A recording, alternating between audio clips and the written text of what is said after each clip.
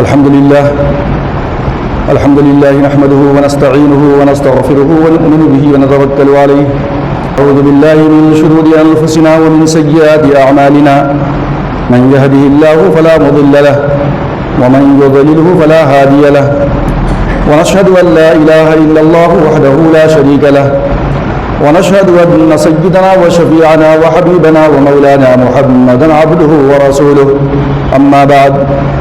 فقد قال الله تبارك وتعالى في القرآن المجيد والفرقان الحميد: أعوذ بالله من الشيطان الرجيم. بسم الله الرحمن الرحيم. يا أيها الناس إنا خلقناكم من ذكر وأنثى وجعلناكم شعوبا وقبائل لتعارفوا إن أكرمكم عند الله أتقاكم إن الله عليم خبير. صدق الله مولانا العظيم وصدق رسوله النبي الكريم ونحن على ذلك لمن الشاهدين والشاکرین والحمد للہ رب العالمین. بزرگان محترم، عزیز ساتھیو،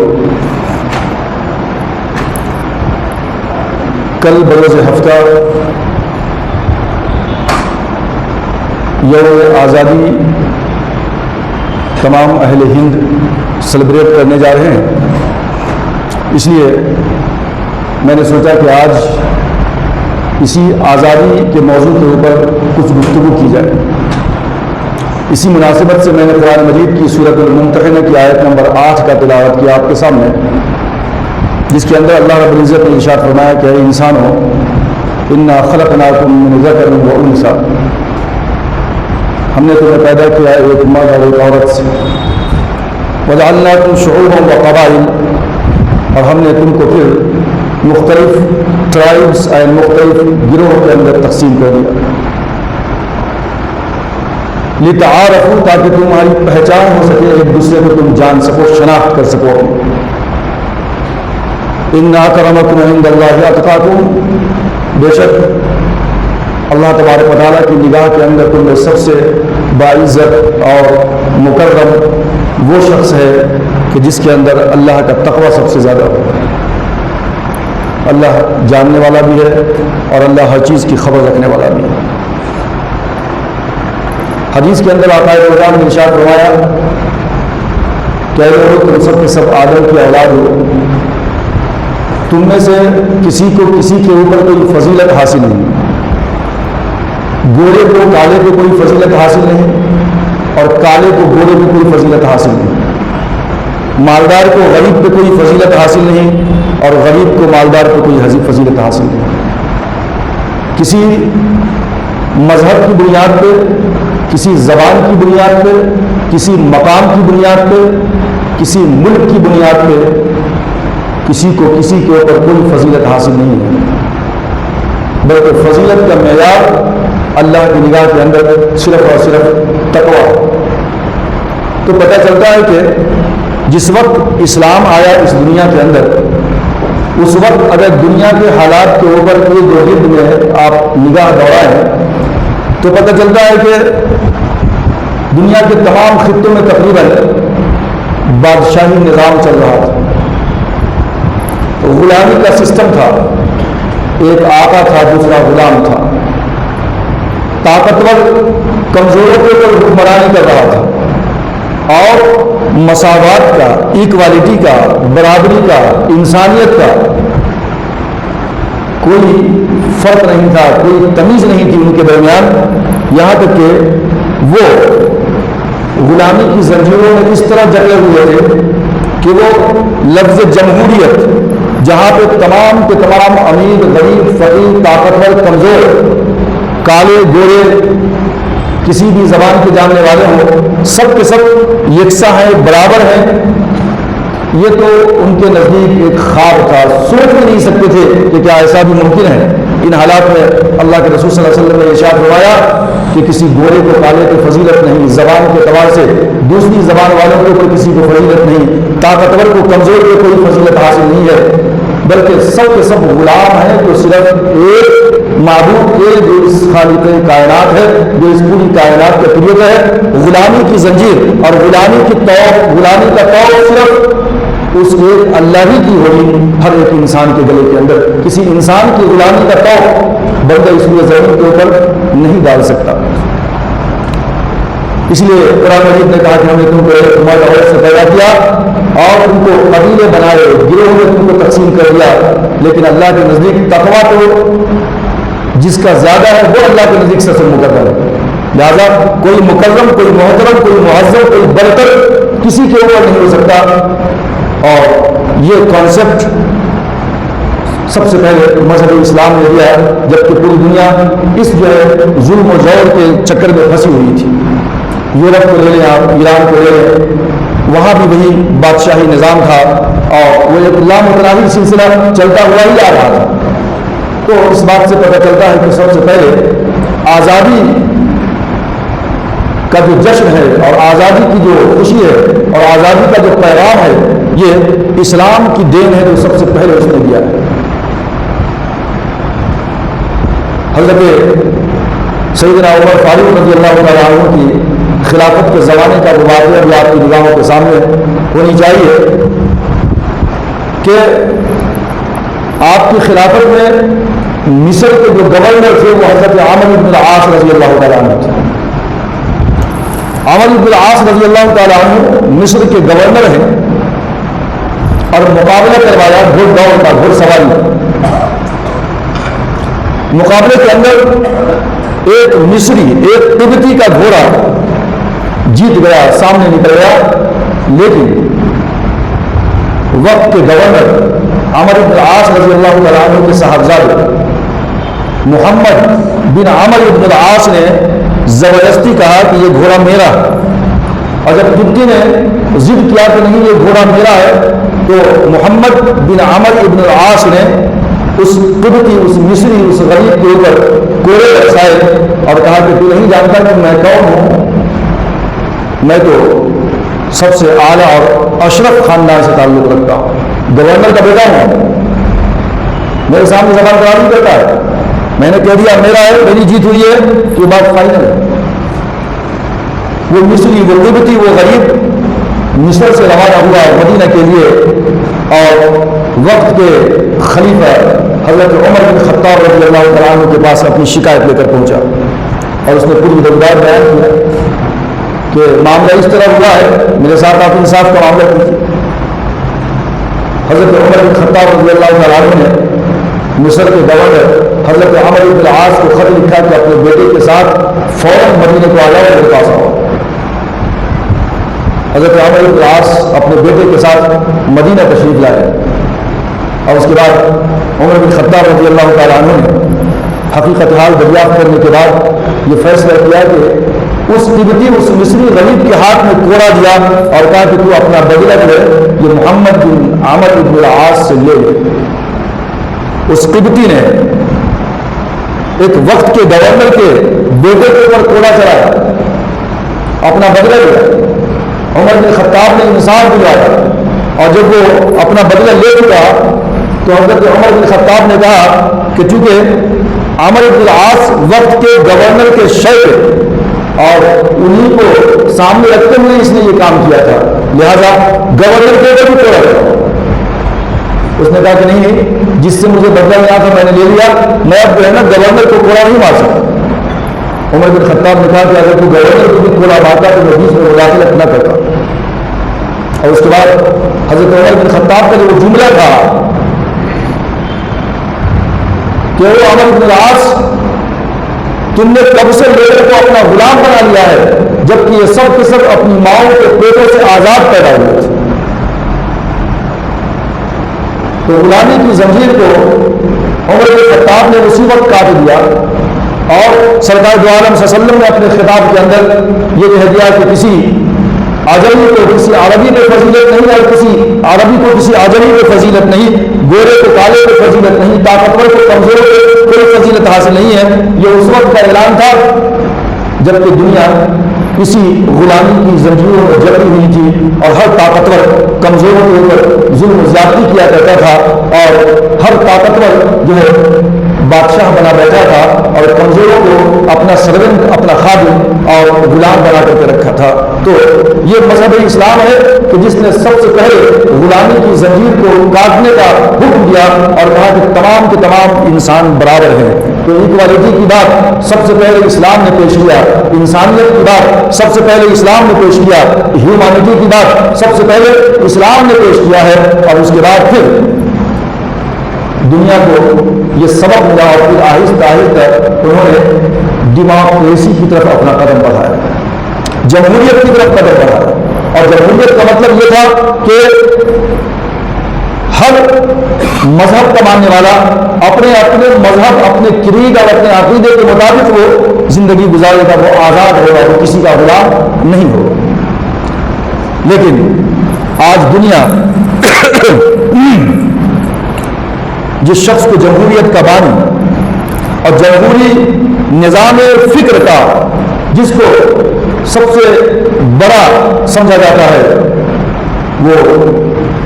شخصیت ہے یورپ کے اندر افلاطون کی، اور اس کے بعد اس کا شاگرد ہے ارسطو۔ یہ افلاطون اور ارسطو کو ڈیموکریسی اور جمہوریت کا سب سے بڑا بانی سمجھا جاتا ہے، اسی نے جمہوریت کی فکر دیا تھا کہا جاتا ہے۔ اور اس سلسلے کے اندر ڈیموکریسی کے اوپر اور جمہوریت کے اوپر جو دنیا کے اندر سب سے پہلی کتاب منظر عام پہ آئی تھی، وہ کتاب افلاطون کی تھی، جس کا نام تھا ریپبلک۔ یہ کتاب سب سے پہلے منظر عام پہ آئی، اور کہا جاتا ہے کہ یہی وہ افلاطون ہے کہ جو جمہوریت کا، ڈیموکریسی کا اور ریپبلک کا بانی سمجھا جاتا ہے۔ لیکن اب ذرا دیکھیے کہ ڈیموکریسی اور ریپبلک اور آزادی کا جس کو بانی، جس کو فاؤنڈر تصور کیا جاتا ہے،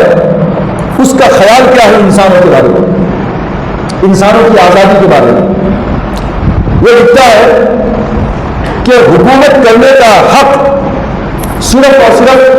اس شخص کو حاصل ہے جو فلسفی ہے، فلسفی کے علاوہ کسی اور کو حکومت کرنے کا حق حاصل نہیں ہے۔ یہ ہے ان کی جمہوریت، یہ ہے ان کی ڈیموکریسی۔ اب اس کے بعد اس کا شاگرد ارسطو کو بھی سیکنڈ نمبر دیا جاتا ہے، یا جو جمہوری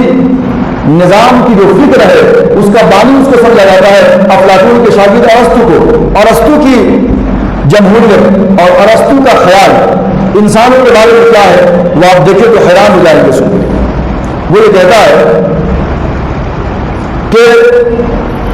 امیر اور غریب کے درمیان جو اس نے تفریق کیا ہے، وہ تفریق اس طرح کرتا ہے، وہ کہتا ہے کہ حکومت کرنے کا اختیار صرف امیروں کو حاصل ہے۔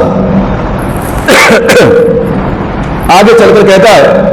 کہ جتنے بھی غریب لوگ ہیں، یہ غریب پیدائشی طور پہ بائی برتھ یہ امیروں کے غلام ہیں۔ یہاں تک کہ غریب بھی غلام ہے امیروں کا، اور غریب کی بیوی بھی غلام، غریب کی بیٹی اور بیٹیاں اور بیٹے بھی غلام، یعنی پورا کا پورا خاندان غریبوں کا، یہ امیروں کا پیدائشی غلام ہے، اس کی خدمت کرنی چاہیے، یہی اس کا کام ہے۔ ادھر افلاطون کو دیکھے تو وہ کہتا ہے کہ حکومت کرنے کا اختیار صرف اور صرف مالداروں کو حاصل ہے یا فلسفی کو حاصل ہے۔ لیکن انسان جس مٹی سے بنا ہے، جس خمیر سے بنا ہے، انسانوں کی تخلیق کے جو معیار ہیں، جو اس کے خمیر ہیں، افلاطون کے نزدیک وہ بھی الگ الگ ہے۔ جیسے ہندوؤں کے نزدیک ہے کہ برہمن وہ بھگوان کے سر سے پیدا ہوا، چھتری کہیں اور سے پیدا ہوا، ویش کہیں اور سے پیدا ہوا۔ تو اس طرح انسانیت کے طبقات ہیں ہندوؤں کے اندر۔ اب پتہ نہیں یہ وہاں سے لیا گیا یا اس نے یہاں سے لیا، یہ تو تحقیق طلب بات ہے، لیکن افلاطون یہ کہتا ہے کہ انسانوں کی بنائے ہوئے جو خمیر ہیں وہ بھی الگ الگ ہیں۔ وہ کہتا ہے کہ جو مالدار ہیں، جو فلسفی ہیں، فلاسفر، یہ فلاسفہ جو ہے سونے سے پیدا ہوئے، سونے سے بنائے ہوئے، ان کی تخلیق کا خمیر جو ہے سونا ہے۔ اور جو فلاسفر کے معاونین ہیں، یعنی جو بادشاہوں کے معاونین ہیں، وہ تمام کے تمام چاندی سے پیدا ہوئے ہیں۔ اور جو صنعت کار ہیں، جو حرفت پیشہ ہیں، جو محاذ کے اندر میدان جنگ میں لڑنے والے ہیں، بارڈر کے اوپر رہنے والے ہیں، یہ پیتل سے، اور کاشتکار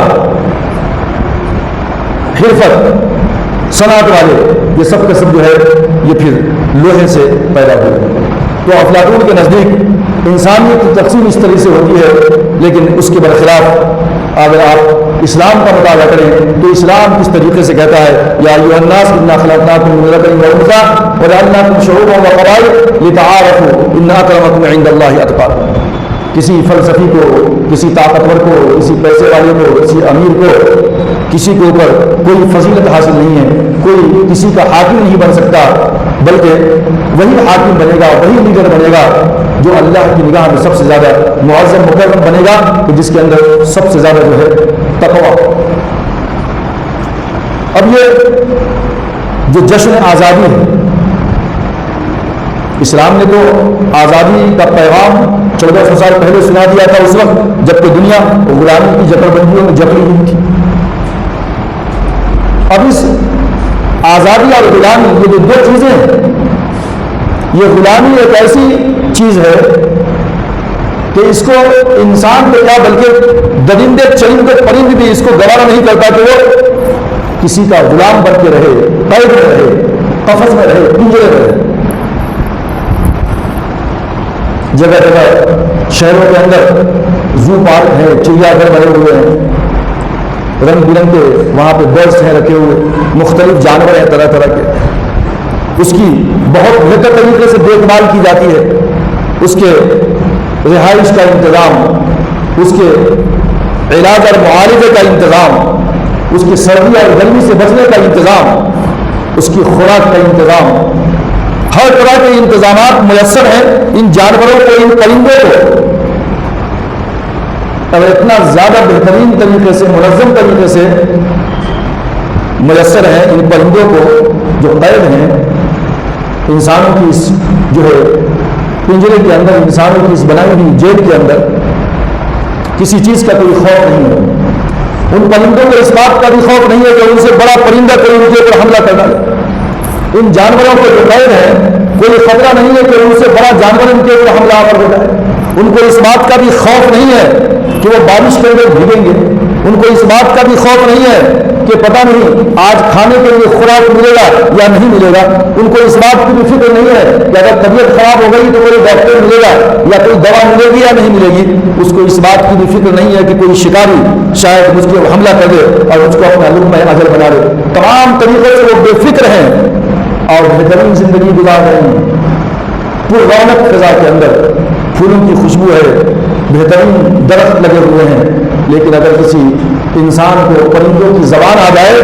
اور اگر وہ انسان ان پرندوں سے پرندوں کی زبان میں گفتگو کرے اور اس سے پوچھے کہ تمہاری سب سے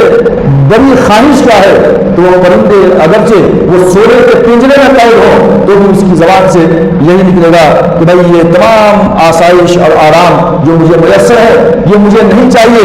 بلکہ مجھے تم آزادی عطا کر دو، یہ مجھے سب سے بڑی نعمت ہے۔ کیونکہ آزادی کو پروردگار عالم نے انسان کی فطرت کے اندر، اس کے نیچر کے اندر ودیعت کر دیا ہے۔ ہر ایک شخص کسی کے دباؤ میں نہیں رہنا چاہتا، کسی کے حکم کے تابع نہیں رہنا چاہتا، وہ اپنی آزاد اپنی مرضی سے جو ہے وہ زندگی گزارنا چاہتا ہے۔ یہی وہ آزادی ہے کہ جس کو حاصل کرنے کے لیے دنیا کے اندر بڑی بڑی جنگیں ہوئی ہیں، بڑی بڑی لڑائیاں ہوئی ہیں۔ یا اگر کسی قوم نے دوسری قوم کے اوپر حملہ کر کے اس کو غلام بنا لیا تو انہوں نے اپنی آزادی کے لیے جنگیں لڑی ہیں کہ میں آزاد ہو جاؤں، کیونکہ آزاد رہنا یہ ہمارا حق ہے، کوئی بھی اس بات کو پسند نہیں کرتا۔ جب ایک پرندہ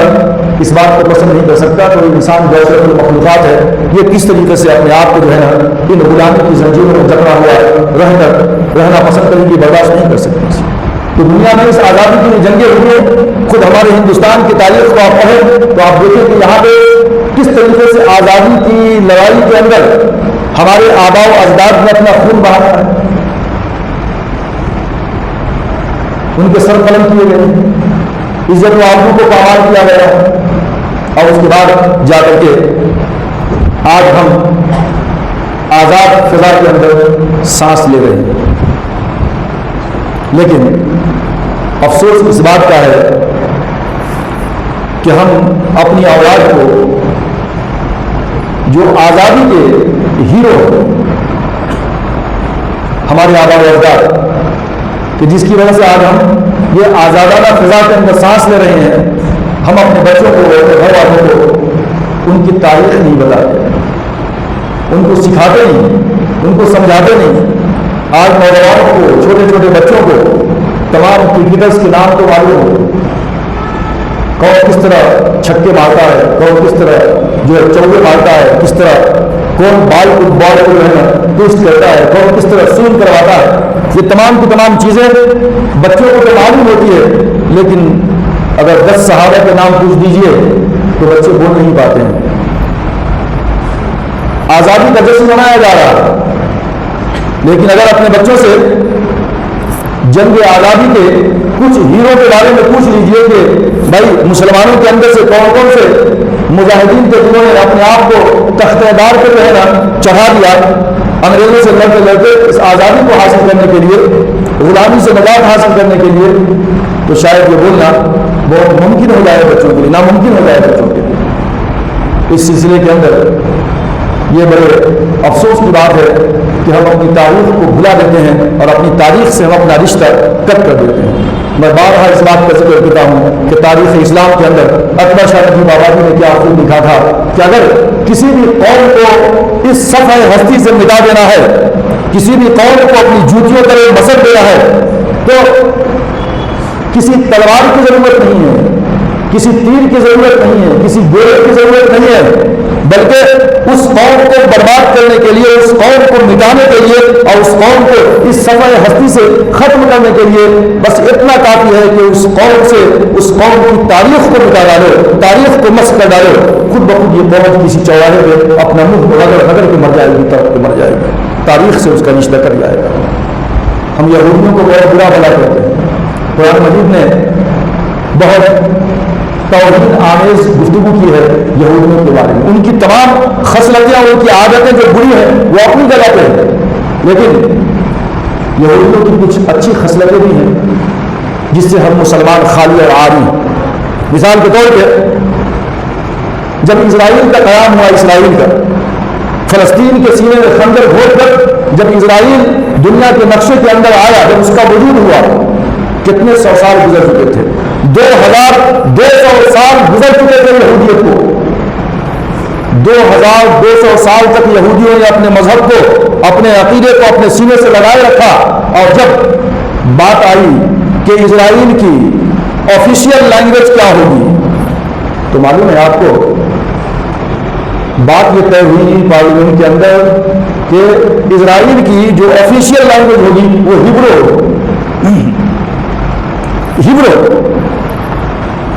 اور بڑے تعجب کی بات ہے کہ جس وقت یہ بات کہی جا رہی تھی، اسرائیل جب نقشے میں آ رہا تھا، تو جب کہا گیا کہ اس کی آفیشیل لینگویج ہیبرو ہوگی، تو اس وقت پوری دنیا کے اندر کم و بیش 500 یا اس سے کچھ زیادہ لوگ ہی ہیبرو جاننے والے تھے، یا 5000، اس سے زیادہ اس زبان کو جاننے والے کوئی نہ تھے، لیکن ان کو ان کی زبان سے اپنی محبت اتنی تھی کہ آفیشیل لینگویج ہیبرو۔ ہم نے کیا کیا؟ قرآن ہمارا کانسٹیٹیوشن ہے، لیکن ہم نے قرآن کی زبان کو نہیں سیکھا، نہ سیکھ رہے ہیں، نہ اس کے لیے کوشش کر رہے ہیں، نہ بچوں کو سکھانا چاہتے ہیں۔ ہم جس سرزمین میں رہتے ہیں وہاں پہ اردو کا چلن ہے، مذہبی اکثر کتابیں، مجلدی اسلامیات تمام اردو کے اندر موجود ہیں۔ اگر ہم میں بڑوں کو بھی اردو نہیں آتی، اب بچے بھی ایسے ہی نابلد ہو جائیں گے اردو سے، ہم تو چلے جائیں گے قبر کے اندر، لیکن ہماری آنے والی نسل کس سے تعلیم حاصل کرے گی؟ کم سے کم یہ جو اردو کے اندر ہماری اسلامی کتابوں کا ذخیرہ ہے، اس سے تو بچے کچھ پڑھ سکیں، کچھ سیکھ سکیں، کچھ تعلیم حاصل کریں، کچھ سمجھ سکیں۔ تو ہم نے نہ عربی کا خیال کیا، نہ قرآن کا خیال کیا، اور نہ جو ہے یہ اپنی اردو زبان کا خیال کیا، اور اس کی طرف ہماری کوئی توجہ نہیں ہو رہی ہے۔ لیکن ادھر یہودیوں کو دیکھیے، اپنی زبان کے متعلق کتنے سخت ہے وہ کہ ان کی آفیشیل لینگویج ہیبرو ہونی چاہیے۔ جہاں تک جنگ آزادی کی بات آتی ہے تو میں نے ابھی کہا کہ مسلمانوں کے اندر سے جو بڑے بڑے لیڈر ہوئے اور لیڈر مسلمانوں میں سے کیا بلکہ ان کی جو میجورٹی تھی وہ ہم جیسے ملاؤں کی تھی، مولاناؤں کی تھی، جنہوں نے اپنے آپ کو سب سے پہلے انگریزوں کے خلاف پیش کیا۔ جب انگریزوں نے اور ایسٹ انڈیا کمپنی نے اپنے قدم جما لیے ہندوستان کے اندر، کلکتہ میں کمپنی کھول دیا اور آہستہ آہستہ ہندوستان میں اپنے قدم جماتے رہے، اپنی فوج کو ہتھیار کے بہانے یہاں پہ لاتے رہے، اور جب مغل کمزور ہوتے گئے اور وہ منگل پانڈے والا واقعہ جو بغاوت ہوئی تھی،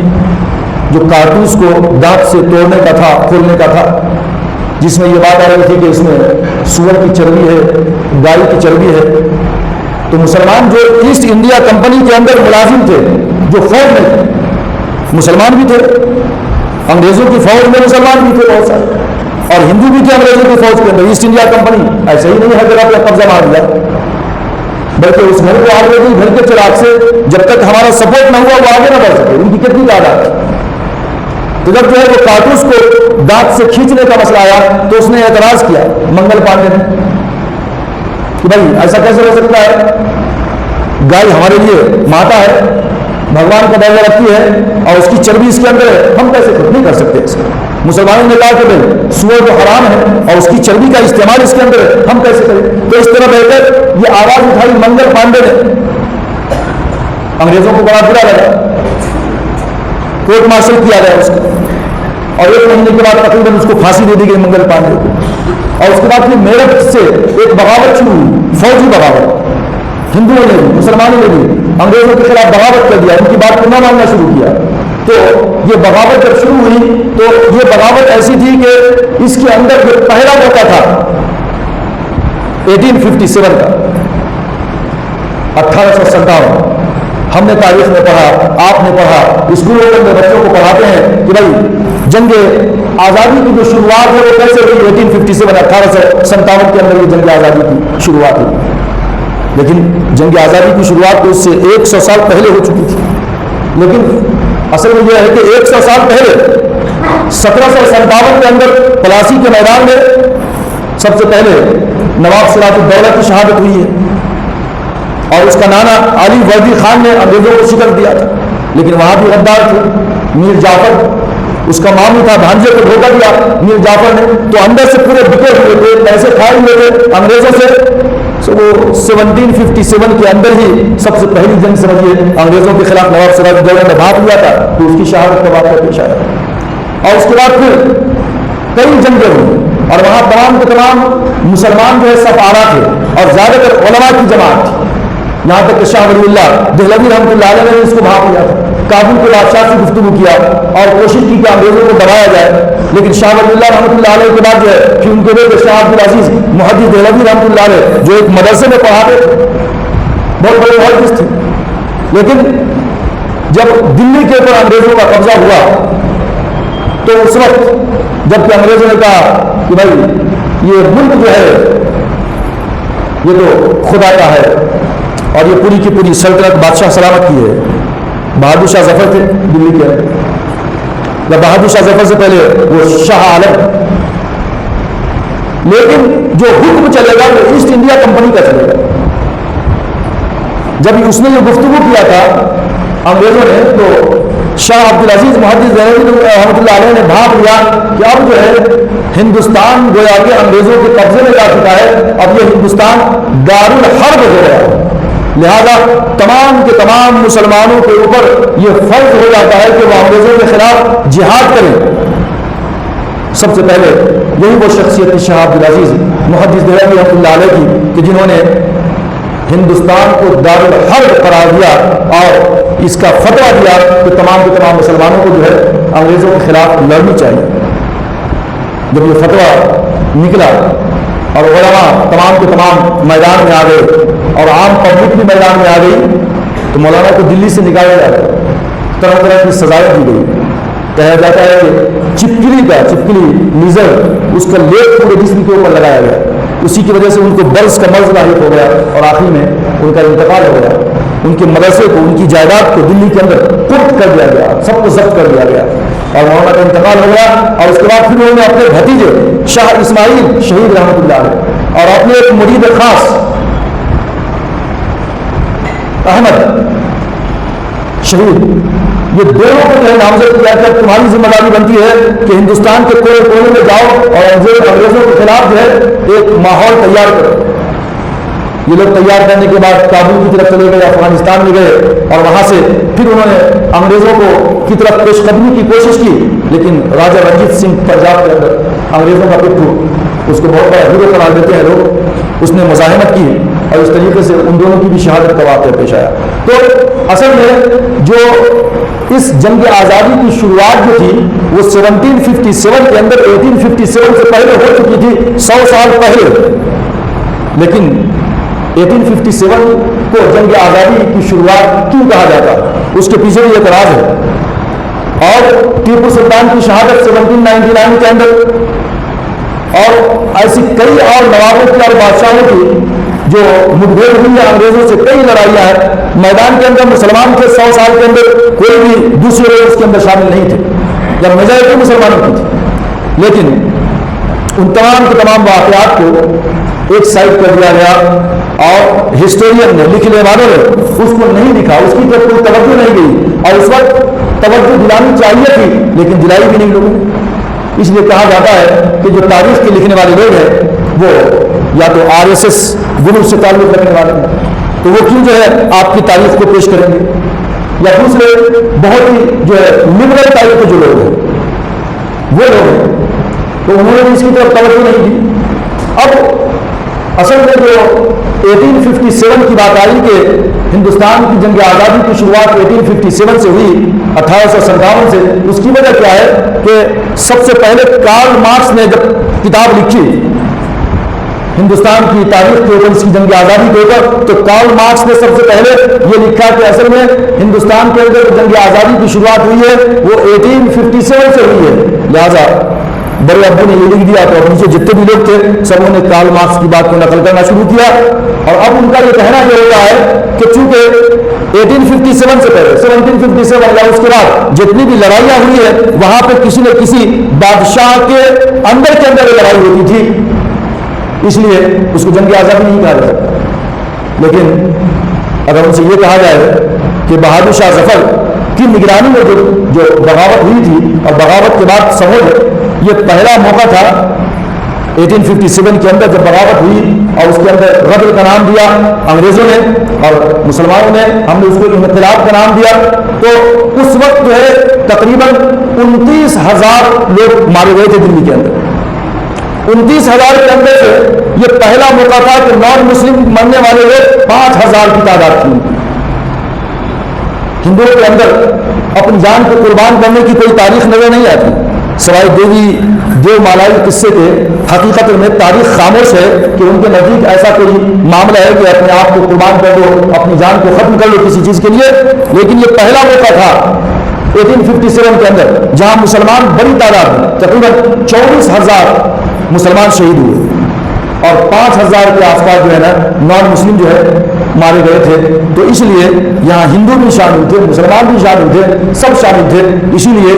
جنگ آزادی کی شروعات کو جو ہے نا 1857 کہہ دیا گیا، لیکن اس سے پہلے بھی جو ہے نواب یا ٹیپو سلطان کا معاملہ ہے، اس کی طرف آپ دیکھیے نواب سراج الدولہ کا معاملہ ہے، اور اس طریقے سے بکسر کی جنگ بہار کی ہے، اور پھر علماء صادق پور پٹنہ کے اندر انگریزوں نے کیا کیا تھا وہ بھی تاریخ کے صفحات کے اوپر ہے، اور مولانا حسین احمد مدنی، محمود الحسن مدنی اور عبید اللہ سنگھی، ان لوگوں نے ریشمی رومال کی تحریک چلائی تھی اور اس لیے ان کو کالا پانی کی سزا دیا گیا۔ تو بہت بڑے بڑے علماء ہیں جن کو یہ مالٹا کی جیل میں رکھا گیا، اور یہاں تک کہ جو ہے نا آپ کہتے ہیں کہ بھائی انڈمان نکوبار کے جزیرے کے اندر ان کو رکھا گیا، اور بہادر شاہ ظفر کو رنگون کے اندر قید کر دیا گیا۔ رنگون جو ایک آج جو ہے برما کا بہت بڑا شہر ہے جس کو میانمار کہتے ہیں ہم، وہاں پہ جا کر کے وہاں کے جزیرے میں جو ہے بہادر شاہ ظفر کو وہاں جا کر کے قید کر دیا گیا۔ بہادر شاہ ظفر کو ناشتے کے اندر جو انگریزوں نے پیش کیا تھا تقریباً ان کے کہا جاتا ہے کہ ان کے خاندان کے یا ان کے بیٹوں کے 19 سر کاٹ کر تشت میں بند کر کے ناشتے کے اندر دسترخوان پہ بہادر شاہ ظفر کو پیش کیا گیا تھا۔ تو اس طریقے سے ہندوستان کی جنگ آزادی کے اندر 1857 سے پہلے بھی مسلمان سفارا تھے اور سب سے آگے جا رہے تھے، لیکن چونکہ ہندو اس کے اندر شامل نہیں تھے اس لیے اس تاریخ کو بازی دلا کے رکھ دیا۔ لیکن یہ ہمارا فریضہ بنتا ہے کہ ہم اپنے بچوں کو سکھائیں اور پڑھائیں اور بتائیں کہ ہماری اس جنگ آزادی کے مسلمان ہیرو کون تھے، جنگ آزادی کس طریقے سے ہوئی، تاکہ یہ بچے جو ہے نا آگے چل کر کے یہ سہمے ہوئے نہ رہیں، یہ ڈرے ہوئے نہ رہیں کہ اس ہندوستان کی جو اس آزاد فضا کے اندر جو ہم سانس لے رہے ہیں یہ کسی کی دیر نہیں ہے، کسی کی مرہون منت نہیں ہے، بلکہ ہمارے آباء و اجداد کی قربانی اور ہمارے آباء و اجداد نے جو اپنے آپ کو جو اس آزادی کے لیے ہنستے ہوئے تختدار پہ لٹکا دیا ہے، یہ اس کی وجہ سے آج ہم اس کھلی فضا کے اندر اور سانس لے رہے ہیں۔ تو اللہ تبارک و تعالیٰ سے دعا ہے کہ اللہ تبارک و تعالیٰ ہم تمام لوگوں کو جو ہے اس جنگ آزادی جو ہوئی ہے اور جو ہم آزادی کا سیلیبریشن کر رہے ہیں، اللہ تعالیٰ ہندوستان کی سرزمین کو ہمیشہ جو ہے بالکل ایک خوشگوار رکھے، امن و امان اور پیس اور سلامتی کا ایک مرکز بنائے رکھے، اور اللہ تبارک و تعالیٰ ہندوستان کے رہنے والے تمام باشندوں کو آپس کے اندر اتحاد و اتفاق سے رہنے کی توفیق عطا فرمائے اور اپنے